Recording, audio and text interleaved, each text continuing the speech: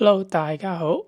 我呢個單板固定器嘅連續劇啊，上一集第二集咧就講到咧單板固定器嘅價位咩價錢，有咩選擇嘅。如果未睇嘅，可以翻去睇翻喎。今日第三集咧，我哋就講到着同埋除邊個 binding 最快同埋最易咧。嗱，因為資源有限，今次咧我哋只能夠咧就係比較傳統 binding、flow、supermatic、step-on 同埋最新加入嘅 phase。我諗未睇之前咧，大家都應該心裏有數㗎啦。傳統 binding 梗係最慢啦，step-on supermatic 咧就梗係會快啲嘅。不過究竟快幾多咧？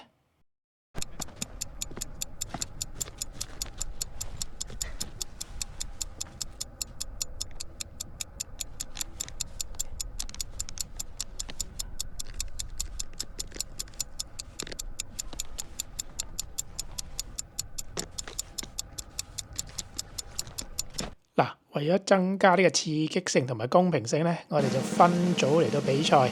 第一組咧就係半自動嘅 binding，分別就係有 flow 啦同埋 phase 嘅。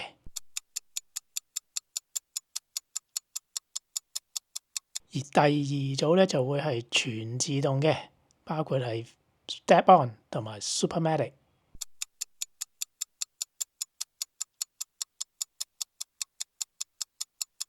嗱，如果你揀 binding 只係睇價錢同埋快慢嘅話咧，你而家可以轉台㗎啦。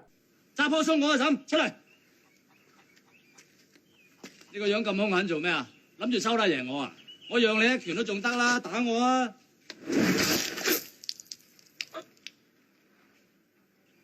阿嬸你做咩？俺是耕田的。嗱，我都知道我嘅觀眾揀嘢咧唔會咁膚淺嘅。既然你都未轉台咧，我就繼續講一講我用呢幾個 binding 嘅經驗。頭先嗰啲片咧就精挑細選嘅，其實咧用嘅時候就肯定有啲蝦碌。咁我而家就剪咗呢啲蝦碌片出嚟咧，俾大家參考下。用呢幾個 binding 嘅時候，究竟有啲咩問題出現過咧 ？Strap 咧冇嘢煩，最煩就係嗰啲 strap 咯。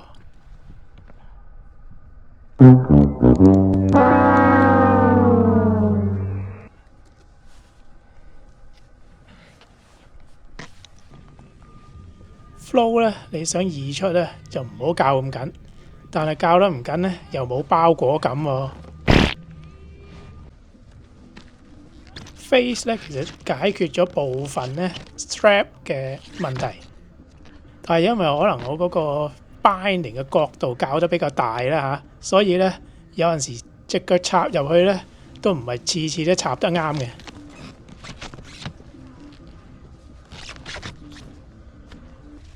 而且一樣有機會咧，會踩住啲 strap。Step-on 咧就成日都唔知踩晒入去未。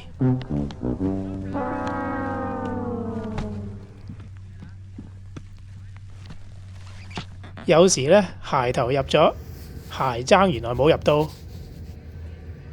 講到呢度，你可能會問我啦，點解冇 supermatic 嗰啲蝦碌片嘅咧？係啊，真係冇啊！比較咁多個 binding 咧，我覺得出入最絲滑嘅，始終都係 supermatic。但當然佢有佢嘅問題啦。下一集咧，我哋就會講啦。嗱，以上只係我個人使用嘅經驗分享嚟嘅啫。我覺得有問題，但係咧其他人咧未必一定會有啲問題嘅。我睇你，哇！睇快都睇唔到。嗱出嚟啦，完全係冇壓力 ，OK？女裝鞋、女裝 binding 就有呢個好處啊嘛。但係又真係滑嘅時候唔會甩，未甩過？未甩㗎。咁犀利！好啦，今日就講住咁多先。下個星期咧，我哋就會去內陸嗰度滑雪，所以咧長片咧就 upload 唔到啦。但係我都希望咧出翻啲 shorts 咧報導下呢個週末 Cyprus 嘅 demo day 有啲咩新嘢咧？想睇嘅下個星期就留意住啦。拜拜。